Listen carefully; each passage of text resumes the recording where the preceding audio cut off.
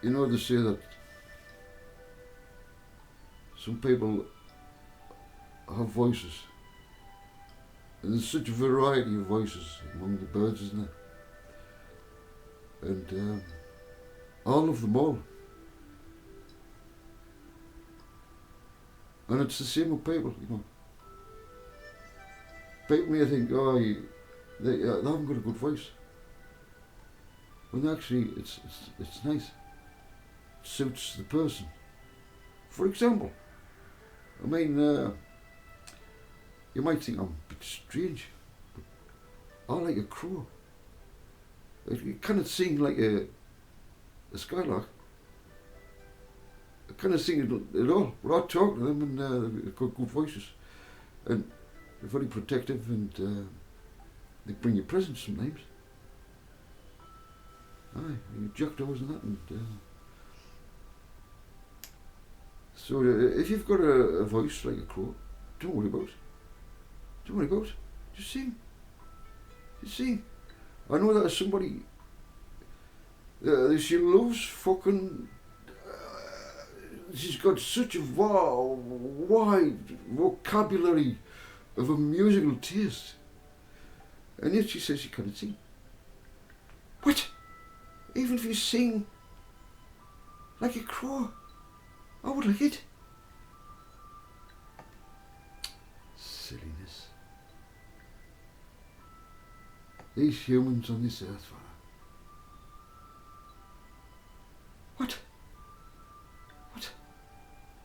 Did they not realise that you created the crow's voice? And it is of perfection in its own right?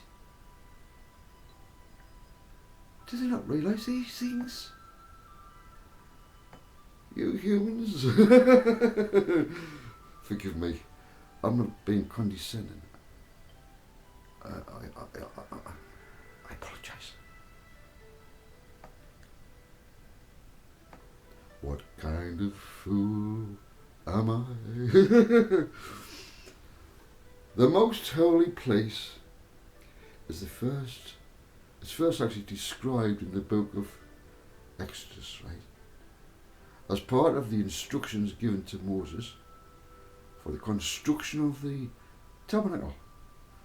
Tabernacle was the tent that was carried about. It was a small square room. Square. Cube. Square room. Small square room measuring 10 cubits by 10 cubits. And was separated. This is important. Separated from the holy place by a veil. You women, I hope you get this. By a veil. I'm bringing it into what it was meant to be understood as. So you have the holy and the most holy. Those in the holy place, there was only one person could get into the most holy. And it's representative of something. Remember, we are the temple. The temple. With this within it. I hope you understand what this is going to develop as. So, the tabernacle. It was a small square room measuring 10 cubits. What does it represent? By 10 cubits. And was separated from the holy place by a veil. The most holy place housed the Ark of the Covenant. The Ark of the Covenant. This golden box with the angels' wings, the mercy seat. That was in the holy place. In the holy place. Right? All representing something. So you got holy, and you've got most holy. The temple that was created at conception was created with a holy and a most holy. Listen. Especially you women. Listen. The most holy place housed the Ark of the Covenant. I hope you're getting this, you females, which contained the stone tablets of the 10 Commandments. Aaron's rod that budded, and a jar of manna. But the jar of manna was a golden jar made of real gold. What does it represent? Aaron's rod that budded. Don't get rude. Aaron's rod. There was only one person could enter the most holy, and the approval was given by the name of the rod. From the 12 tribes of Israel, there was only one that was allowed to enter the most holy. The rest, the priests, could be in the holy place, but they could not enter the most holy. So who does it represent? Who is the most holy? Who is the rod that once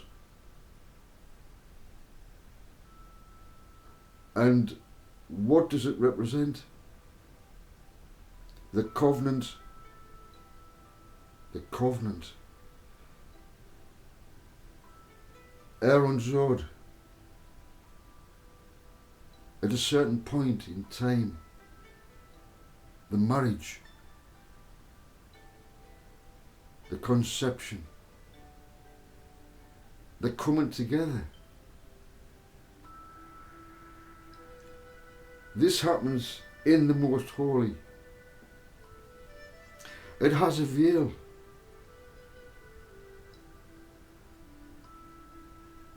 A virginity veil.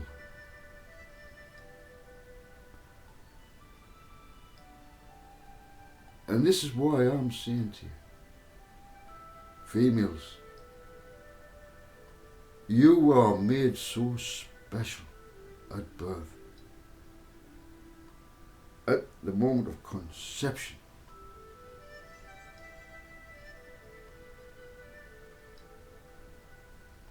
And you were given a miracle to bring forth with Aaron's rod life in his golden ark, when the 2 angels, the cherubim, which is representative of a male and a female in the flesh, this temple, remember, what you have is so holy. It is the most holy. And when you realize how precious you are, when you realize how precious you are, you'll not let anything unholy into the temple, into your temple. Remember Aaron's rod. There was only one who qualified to come into the most holy. That was one person representing what and who.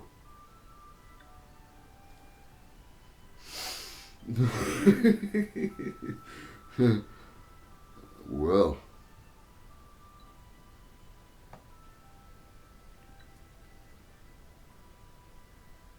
now there may have been a time when you did not value yourself and value what you had was the most holy, that when you value yourself, you will not let anybody into that temple via the curtain. I know many have lost the curtain and so forth.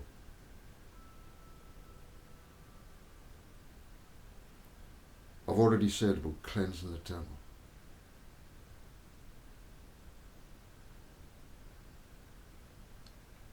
In this particular time now, the body of Christ is made up of males, females. This must come true. Many have connected with each other. The body, the males and the females that represent, he's my Aaron. There's only one person allowed in this temple, because I am so holy. I will not be contaminated. I will not allow myself, my temple, to be contaminated. Only one qualifies. And that one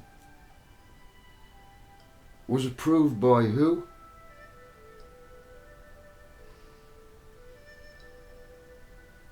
All the other rods that were presented can represent all the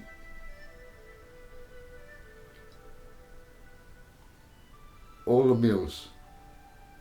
All the males. There's only one who qualifies to enter the most holy. It's an illustration.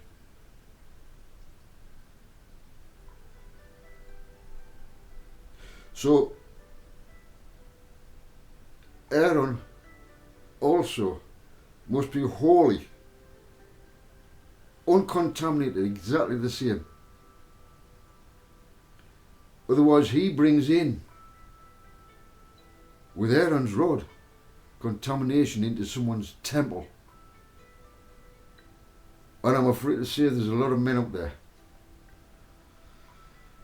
who will enter the most holy and then go to another one, enter the most holy, and contaminate and contaminate and contaminate and contaminate.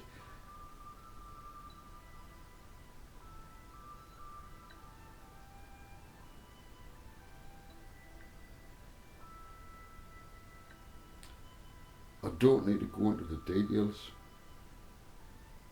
of why this contamination.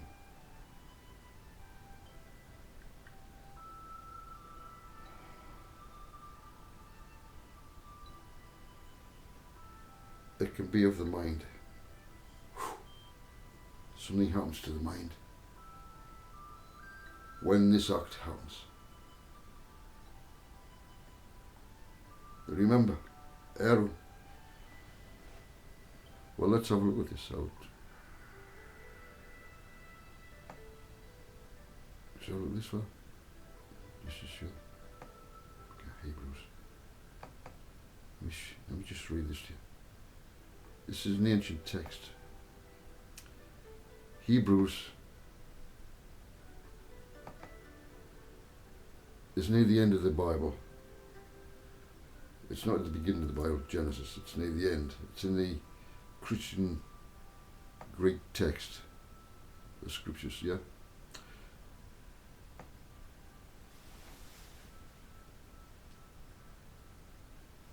This is what he said. We believe it was Paul who wrote this.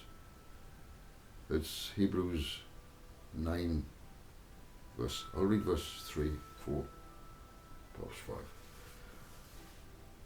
Behind this second curtain was a room called the Most Holy Place,